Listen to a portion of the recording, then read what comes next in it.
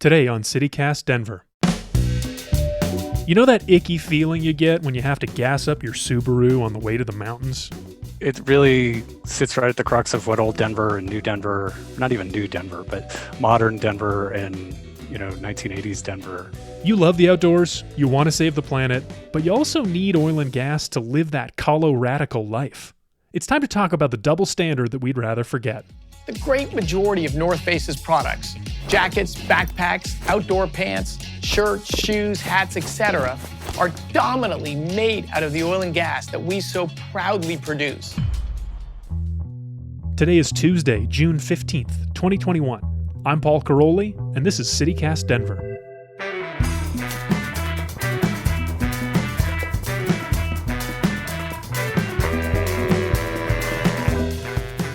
Let's see what's happening out there today.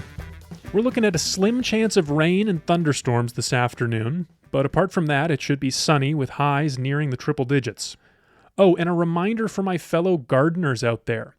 We're in late afternoon hailstorm season, so do whatever you need to do to protect your tomatoes from an assault like this one I recorded on Sunday evening. Fortunately, it doesn't look like my wife and I lost any plants. If you did, tag at CityCast Denver in your pics on Twitter and we'll help mourn your loss. Speaking of mourning, I'm not ready to talk about the Nuggets and the Avalanche yet. They lost, they're out, they'll be back next year, it's going to be okay. After meeting remotely for more than a year, Denver City Council is returning to in-person meetings this week, which they seem pretty excited about. But not everything is going back to the old normal. Council staff are working on a system that will allow people to access and even participate in public comment sessions from home. The hope is that a hybrid system will make the political process more accessible. There's this idea people in Denver talk about a lot, that this city has changed so much that it's practically an entirely different place. New Denver is this hip, progressive bastion of craft beer and outdoor recreation. Old Denver was a small, plucky cow town fueled by the oil and gas industry. But here's the thing. There was no moment when a switch flipped. That old Denver is still very much a part of who we are as a city. And this identity crisis can lead to some pretty interesting clashes.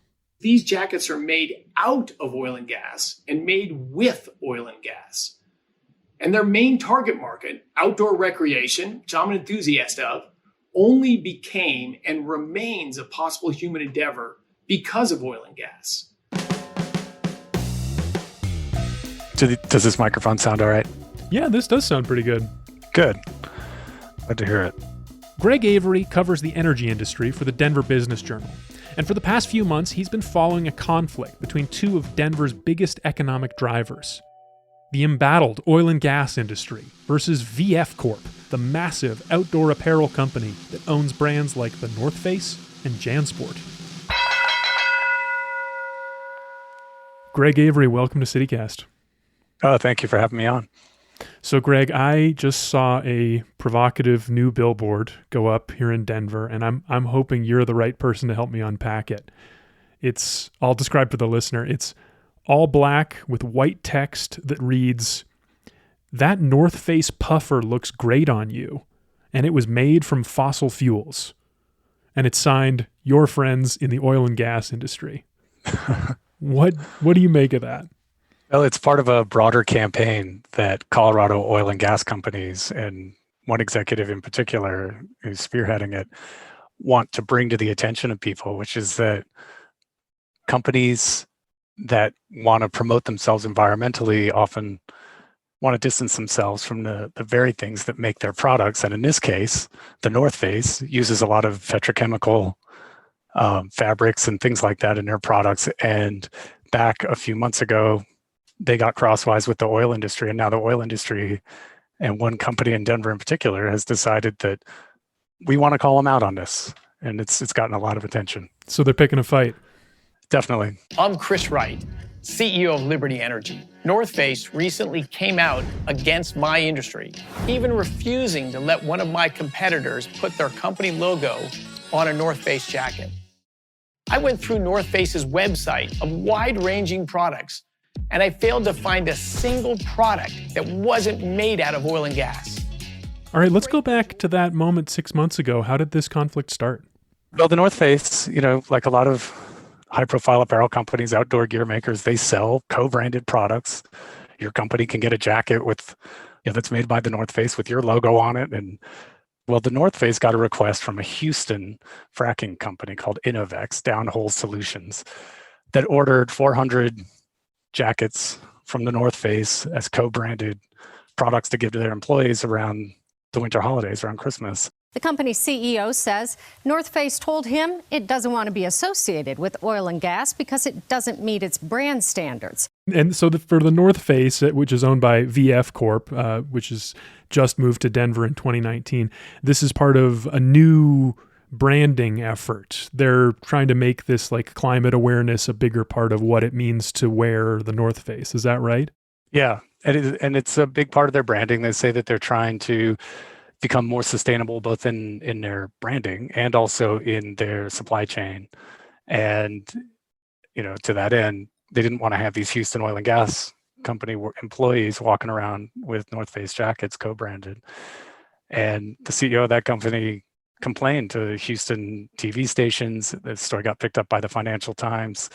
It got a lot of attention as being this oil industry in Houston matter. Well, an executive in Denver, in the oil industry in Denver, which is, not as big as Houston, but there's a pretty big oil and gas industry here.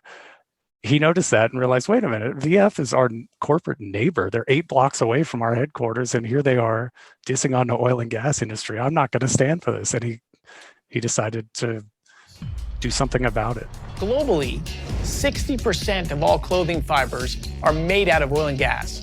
For North Face, it is likely 90% or more. So North Face is not only an extraordinary customer of the oil and gas industry, they are also a partner with the oil and gas industry. So thank you, North Face, and you're welcome. Yeah, so let's talk about that one executive. Who is Chris Wright? He's the founding executive and the CEO of Liberty Oilfield Services, also called Liberty Energy, which is the second largest fracking company in the United States. They're headquartered in downtown Denver. They frack wells all over the Western United States and now on up into Canada. And he's sort of known as one of the more charismatic defenders of oil and gas. He's not afraid to stand up and say, hey, we're proud of this. I think a few years ago, the oil and gas industry had a lot of climate deniers. Chris Wright is of a different stripe. He doesn't argue with the idea that climate change exists, but he argues that the energy industry has been kind of unfairly tarnished, that all the progress that the energy industry has contributed to in human health and the advancement of science and this, that, and the other gets overlooked in this rush to embrace sustainability. And the North Face rejection of those jackets seemed to be where he decided to draw the line. Yeah.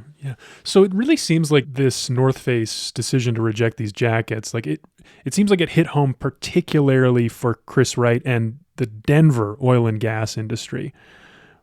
What do you think we can learn from that in particular, the fact that it was like this local industry? Well, I think Denver's a small place, really. I mean, if you work in downtown and you're in business, I think you feel like it's a small community, and the oil and gas industry's been here for a long time. It's, it used to take up about a quarter of the office space in downtown Denver. It's sort of, Denver's not really necessarily known for oil and gas, but it's a huge part of the industry. I mean, Dynasty in the 80s was set in Denver, and the oil industry feels very much like it's a, native industry of the state. And to have a kind of high profile newcomer like VF, that I think a lot of people in the Denver business community were proud to see come to Denver, and we're very excited about. To see them sort of deny what people in the oil and gas industry feel is sort of this native industry of the state from a newcomer to the city seemed a little outrageous, I think, to some of them, and hypocritical. The Colorado Oil and Gas Association bestowed its first ever Extraordinary Customer Award on the company, noting that North Face uses petroleum to make pretty much every product it sells. Greg, have you talked to any executives at VF Corp or North Face? Like, how are they feeling about this? Do they feel targeted?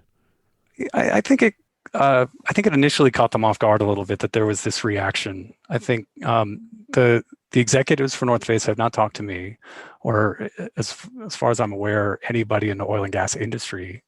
They're being kind of guarded in their response, and they basically have said, look, this is nothing personal about any individual company or potential customer of ours. We want our brand to be about sustainability. And, oh, by the way, we're also working on our supply chain, trying to get that to be more sustainable too. And that's sort of been their stance. They don't want to really get in the trenches and have a nasty fight about this, I don't think. This point that Chris Wright and the local oil and gas industry are making about North Face, both like trying to make the climate a big part of their brand, but also using a lot of oil and gas products in the stuff that they sell. Like, I feel like they're getting at that tension that a lot of us feel, that oil and gas is part of our lives, but also maybe we're not happy about it. I guess I'd love to hear you talk a little bit more about like how Colorado's oil and gas companies talk about the climate. How do they speak to that tension? It's something they talk about all the time, because Colorado is a state that has aggressively, particularly in the past 4 years or so, has aggressively tried to update its regulations about oil and gas production in the state. And so you have thousands of people who work in the oil industry here who have seen a lot of environmental protections layered on to their industry here that you don't see in other states. And a lot of these folks have either came from Texas or have colleagues that work in Texas or South Dakota or Oklahoma, other states that are big oil and gas producing states, and don't have these rules. And in Colorado, it just so happens that the Denver-Julesburg Basin sits just north of the Denver metro area. It's not out in the middle of nowhere the way it is the way the oil and gas deposits are in some states. It's right on the edge of the metro area in some of the fastest growing parts of the state right now. And so there's all these rules coming down on oil and gas operators that they feel very defensive. I mean, if you go to regulatory hearings that involve oil and gas, there's an amazing amount of emotion involved. People who live in neighborhoods where oil and gas rigs show up to drill, they feel under threat. They often don't understand that the rigs were going to show up. So they feel surprised, and then they feel under threat that their home, their sanctuary from the rest of the world, has this drilling rig, and fracking is being done right under their neighborhood in some cases. And it freaks them out. Well, the oil and gas workers are proud of what they do. And the science that goes into oil and gas production is amazing when you learn about it. It's pretty intense. And that tension is a factor of everything about the industry right now.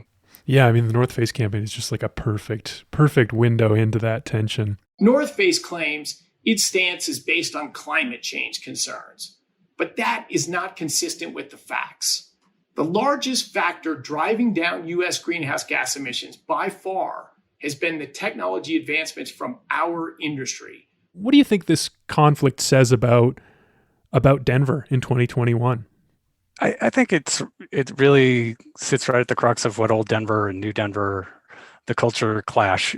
I think in my job, I write about energy, and not just oil and gas, but including coal. And Colorado's a Western Rocky Mountain state. It's got oil, natural gas, coal, hard rock mining in its past. I mean, look at the Denver Nuggets uniform. Those aren't, keyboards on there. It's pickaxes and, and I think the fact that there's a history of natural resource extraction in this state really kind of makes people in the oil and gas industry feel like they belong here.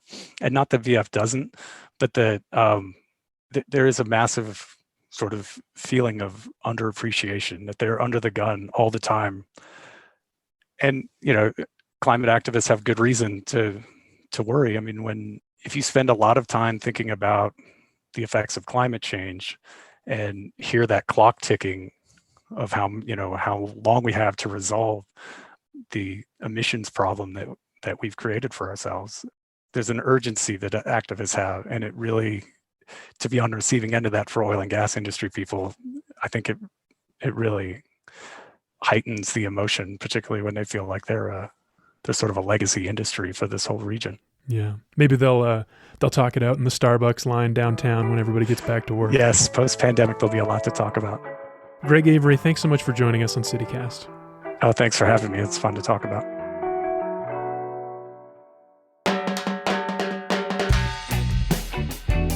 That's all for today here on CityCast Denver. If you enjoyed the show, why not take a minute to tell a friend about us or rate the show wherever you get your podcasts? And make sure to subscribe to our morning newsletter at denver.citycast.fm.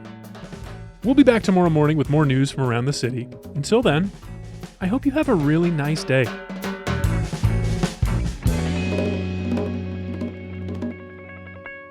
There's almost certainly oil and gas involved in the making of M&Ms, Lizzie.